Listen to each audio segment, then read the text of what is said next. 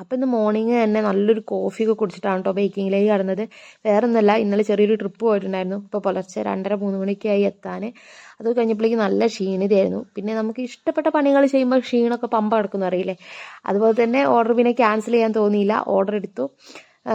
നോർമലിൽ ഒരു vanilla sponge കേക്കാണ് അവർ പറഞ്ഞിട്ടുണ്ടായിരുന്നത്. ഈ ഒഴിക്കുന്നത് മിൽക്ക് സിറപ്പാണ് കേട്ടോ. ഷുഗർ സിറപ്പാണ് സാധാരണ ഷോപ്പുകളിലൊക്കെ ഒഴിക്കാറ്, പക്ഷേ എനിക്ക് അതിനേക്കാളും കൂടുതൽ ടേസ്റ്റി ആയിട്ട് തോന്നിയിട്ടുള്ളത് മിൽക്ക് സിറപ്പ് ഒഴിക്കുമ്പോഴാണ്. അതുപോലെ തന്നെ ഞാൻ നോർമൽ വാനില കേക്കിൻ്റെ ഉള്ളിൽ ചോക്ലേറ്റ് നട്ട്സ് ഒക്കെ ഇടാറുണ്ട്, പക്ഷേ ഇതിലതൊന്നും വേണ്ടെന്ന് അവർ പറഞ്ഞിട്ടുണ്ടായിരുന്നു. നല്ല റേറ്റ് കുറച്ചിട്ട് ഒരു 1/2 kg ചെയ്താൽ മതി എന്നാണ് പറഞ്ഞത്. എന്നാലും നമ്മൾ ടേസ്റ്റിലൊന്നും നമ്മൾ കോംപ്രമൈസ് ചെയ്യാറില്ല കേട്ടോ. അപ്പം അങ്ങനെ സിമ്പിളായിട്ട് എനിക്ക് സത്യം പറഞ്ഞു കഴിഞ്ഞാൽ ബേക്കിങ്ങിൽ ഞാൻ ചെയ്തുകൊണ്ടിരിക്കുന്നതിൽ എനിക്ക് ഏറ്റവും ഇഷ്ടപ്പെട്ട ഒരു സ്റ്റേജ് എന്ന് പറയുന്നത് അതിൻ്റെ ഡിസൈനിങ് ആണ്.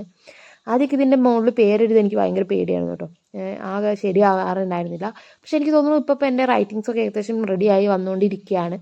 അപ്പോൾ ഇതൊരു സിമ്പിൾ ഡിസൈനിലാണ് ചെയ്തിട്ടുണ്ടായിരുന്നത്. ലാവണ്ടർ കളറിൽ ചെറിയ ചെറിയ കുഞ്ഞ് ഹേർട്ടൊക്കെ കൊടുത്തിട്ട് ചന്ദനക്കുട്ടിക്ക് വേണ്ടിയിട്ടുള്ള കേക്കായിരുന്നു കേട്ടോ. അപ്പോൾ ഇതാണ് അതിൻ്റെ ഫൈനൽ ലുക്ക്. എങ്ങനെയുണ്ടെന്ന് കമൻറ്റ് ചെയ്യാം. താങ്ക്